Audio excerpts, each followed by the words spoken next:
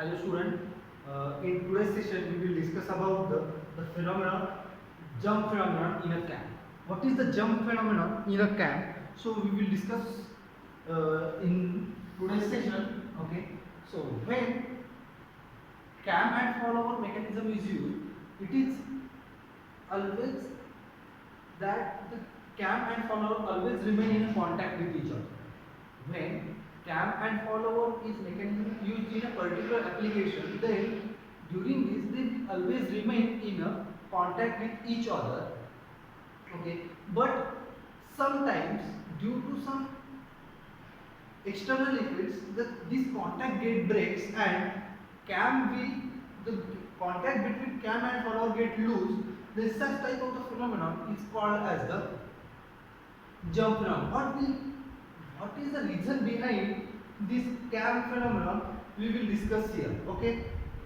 So if we see here, this is the follower, this is the flat face follower, and this is a cam. Okay. When this cam is rotating, this follower is remain in a contact with its surfaces. Okay. And to maintain this contact between this cam and this follower, the retaining spring is used. To maintain this contact between this follower and the cam, the retaining spring is used. This is the one method to maintain the contact between cam and follower. Okay, but when this, due to which reason this contact between cam and follower get loose, when the speed of the cam, when the speed of cam, that is rotating speed of the cam, it increase beyond a certain limit. Due to this higher speed, the contact between cam and follower get loose, and due to this losing between the contact between cam and follower, this phenomenon is called as the jump phenomenon in a cam. If we see this image or diagram here, on y-axis there is a response, and in a x-axis there is a cam rotation. If we see this continuous line shows the follower response. This continuous line shows the follower response, and this dotted line shows the cam response. Here, and this gap between cam and follower means there is a lose the contact between cam and follower, and this particular period is called as the jump phenomenon. Okay, what is the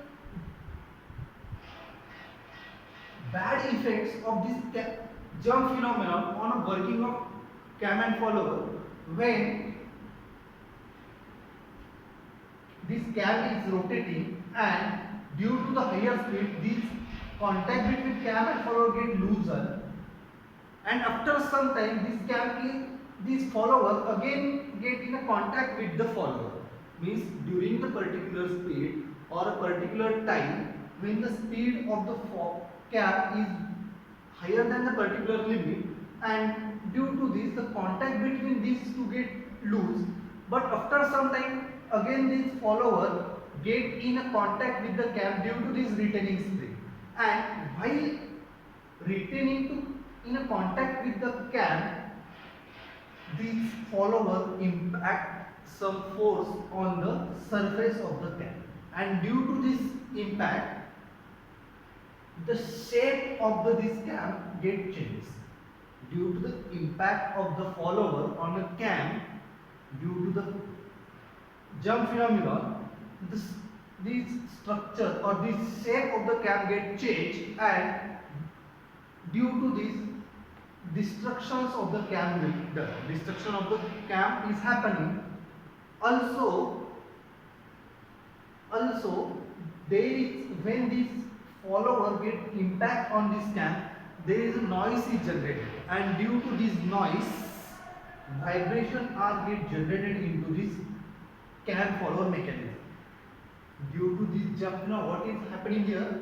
Due to this jump phenomenon, these follower impact some force on the surface of the cam, and due to this impact the noise is get generated, and also the vibrations are produced in this system, and due to this vibration these affects on the performance of the cam and follower mechanism. Okay, so this is the called as the jump phenomenon. Now we have to derive the equation for what is the speed or what is the minimum speed of this cam so that jump phenomenon can be avoided, or how can we avoid the jump phenomenon in a cam and follower mechanism. Okay, there are two methods to avoid this jump phenomenon in a cam and follower mechanism. The first one is to increase the stiffness of this spring.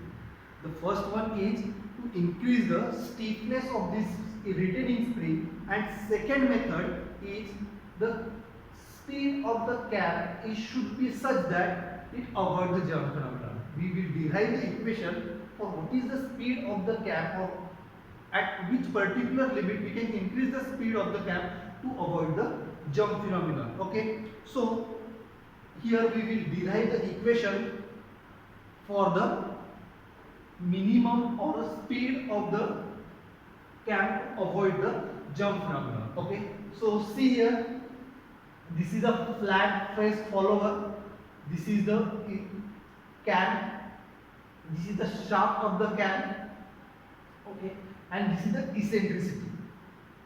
This is the eccentricity. This is called as the retaining spring. R is the radius of the cam. Omega is the speed of the cam. Okay. Now, see here, when this flat faced follower is in a contact with this cam, there are some force balance here. This spring is apply the force in downward direction, so spring force is denoted by Fs and it should be in downward direction. Then there is a contact force. Contact force is F, which denotes this contact between this, or this is the amount of the force which is required to maintain this contact between the cam and follower, and inertia force. Okay, so we will first of all we will discuss the terminology and then we will derive the equation. Okay, so what is the y? Y is the lift of the follower. Y is the lift of the follower in mm. Y is the lift of follower. Okay, m. What is the m? M is the mass of the follower. M is the mass of follower in kilogram. Okay. E is the eccentricity. Eccentricity. Okay. K. What is the K? K is the stiffness of the spring.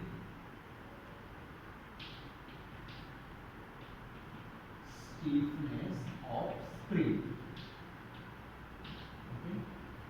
And usually Newton per meter. Okay. F. What is the F? F is the contact force. F is the force which is which is the amount of the force which maintain the contact between follower and the cam. So it is called as the contact force. Okay, then Fs. Fs is the spring force. Fs is the spring force and it is in a downward direction.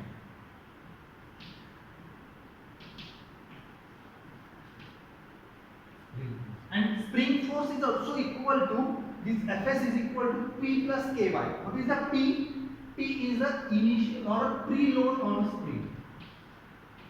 Preload on spring. What is the Fs? Fs is the P plus Ky, where P is the preload on the spring, K is the stiffness of the spring, and Y is the lift of the follower. Okay. Now, what is the P? P is the preload on the spring, and this value of P is equal to mg plus K into di, where m is the mass of the follower, g is the acceleration due to gravity, K is the stiffness of the spring, and delta I is the initial compression in the spring. Delta I is the initial compression in the spring.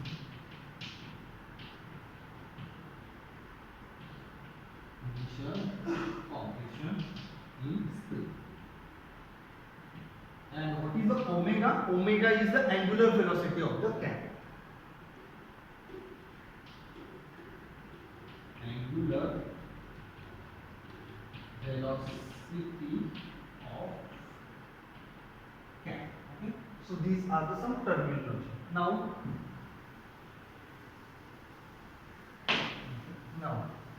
we have an equation that lift y is equal to E into 1 minus cos of theta. Y is equal to E into 1 minus cos of theta.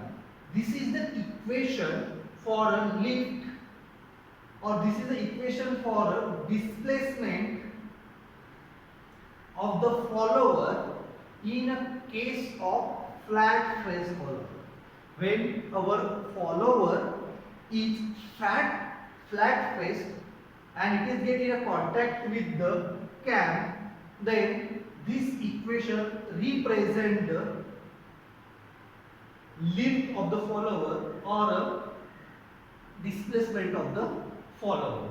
From this equation we can find out the acceleration. If we differentiate this equation with respect to time in a 2 times, then acceleration is equal to E into omega square into cos of theta. E into omega square into cos of theta. If we differentiate this equation 2 times with respect to time, means if we want, suppose this is y is the displacement, okay, then velocity is equal to dy by dt and acceleration is equal to dv by dt. It means that d by dt into dy by dt, that is equal to d2y by dt square. Means if we differentiate the equation of the y with respective times 2 times, if we differentiate the equation of y 2 times with respect to time, then we will get the acceleration. Okay, so here these are the 2 equations. This is y is for displacement of the follower and a is the acceleration of the follower. How we get this equation? This is the ready-made equation which is used to find out the displacement of the flat-faced follower. When our follower is a flat face, then its displacement can be represented by y is equal to E into 1 minus cos theta. Okay, now by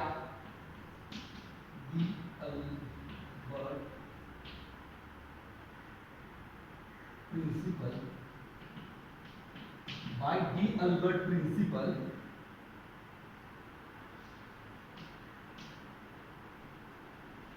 inertia force is equal to summation of external force. Equal to summation of external force. If we consider this image, this spring force is downward direction. This F is the contact force which is responsible to make the contact between follower and the cam, and this is the inertia force. Okay. So as per the D'Alembert principle, what the D'Alembert principle says that it says that the inertia force is equal to sum of external force. So what is the inertia force? Inertia force is equal to mass into acceleration, and here external force. What are the two? Here two are the external force. That is, first one is spring force and second one is the contact force. Okay, F is the contact force and Fs is the spring force. But these two forces are opposite to each other. Therefore, F minus S. F is the contact force and Fs is the spring force. Okay, so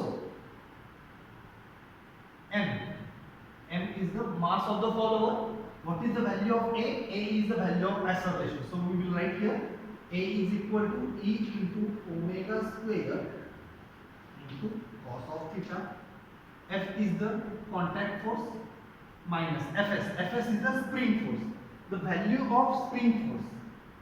The value of spring force Fs is equal to P plus Ky. That is equal to P plus Ky. So it is, we can write that F minus P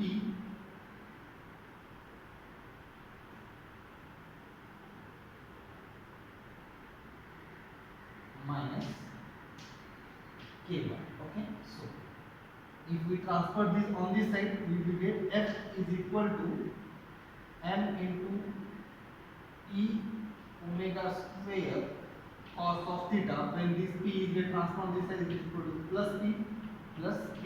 And what is the value of Y? Y is equal to E into 1 minus cos of theta. E is equal to 1 minus cos of theta. Okay. So we can write that we will multiply solve this m into E into omega square into cos of theta plus P plus Ke minus Ke into cos of theta. Okay. Now this is equal to F. Therefore F is equal to, we will take this, F is equal to P plus Ke, and if we consider this term and this term, if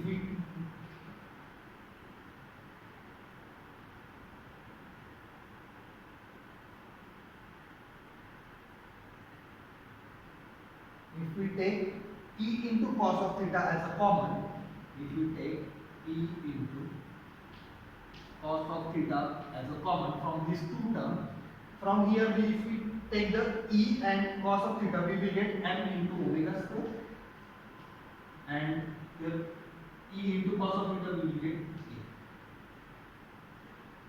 Okay. K as a minus. Okay. So we will get this as a equation. Okay. Now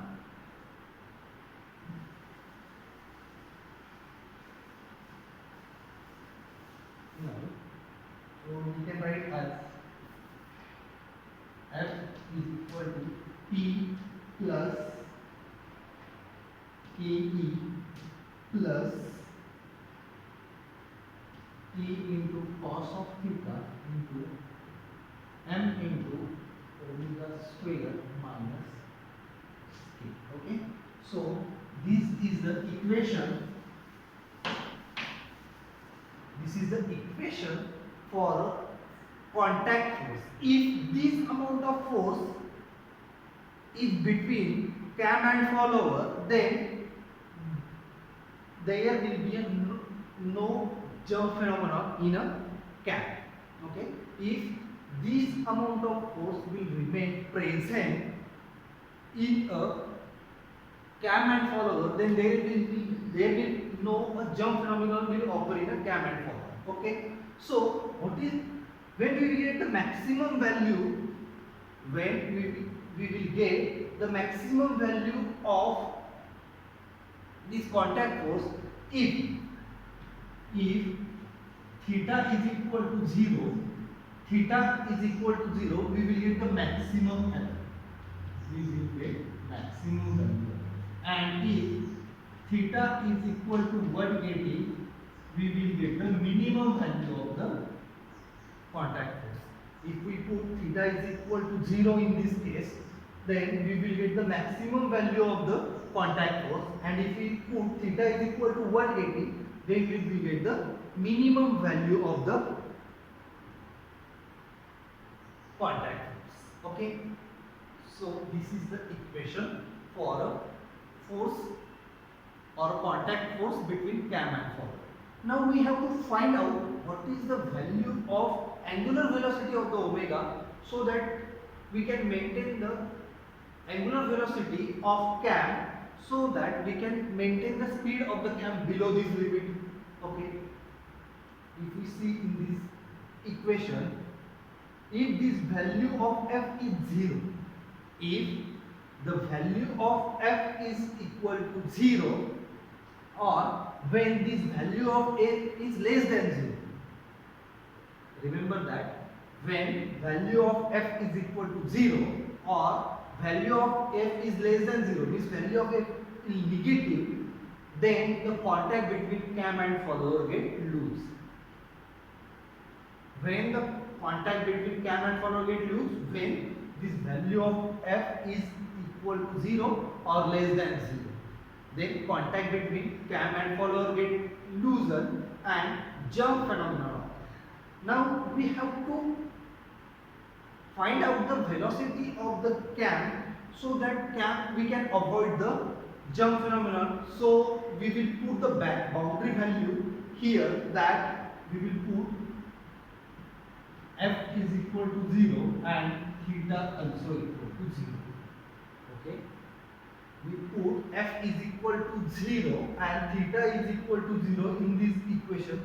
Why we are putting this value, that is f is equal to 0 and theta is equal to 0 in this equation?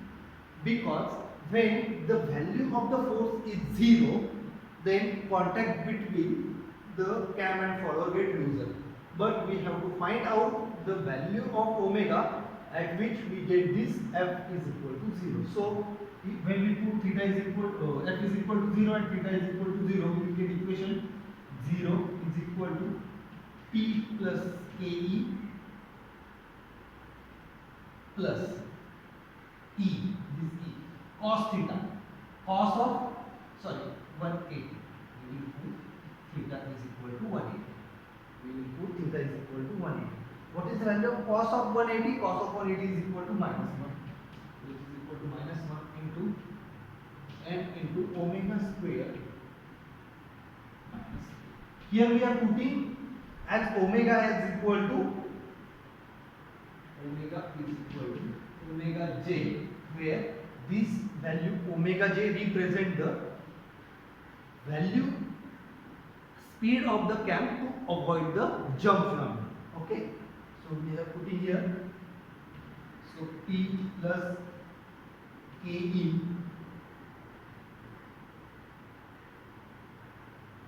minus e m omega j square plus k into e. This k into e is get plus here, that is equal to p plus 2ke minus e into m into omega j square. If we solve this, k into e, so e into m into omega j square is equal to p plus 2k. Okay, p plus 2k. Now we will transfer all this side and we will solve it for omega j. Omega j square is equal to p plus 2ke divided by m into e. This m into g will get on this side. Okay, so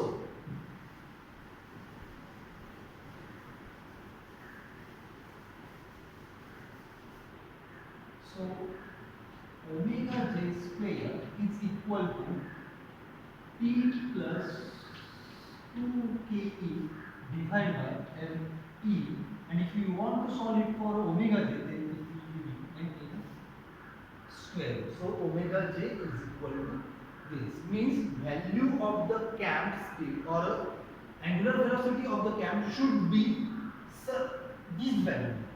If the value of the omega j, that is, if the speed of the cam is higher than this value, then jump phenomenon is occur. So the cam speed should be less than this. So omega is less than omega j. Omega is the less than omega j. This is the value of angular velocity of the cam, and this is the maximum value of the cam rotation. So omega should be less than or less than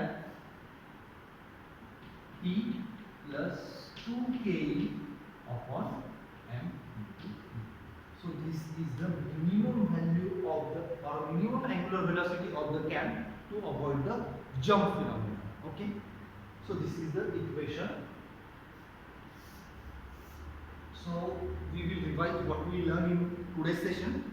We find out what is the jump phenomenon and we derived the two equations. That is, first one is the amount of the force which is required to maintain the contact between cam and follower. This is the equation of the force to make the contact between cam and follower. Means when the amount of force between cam and follower having this value, then there will be a contact between cam and follower. If the force is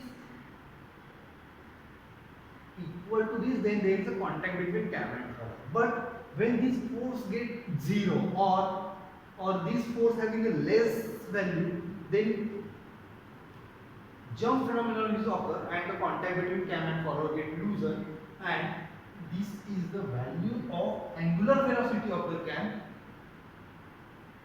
or value of angular velocity of the cam should be less than this value, so that by maintaining this speed we can avoid the jump phenomenon in a cam and follower. Okay, so for today's session we will stop here. In next lecture we will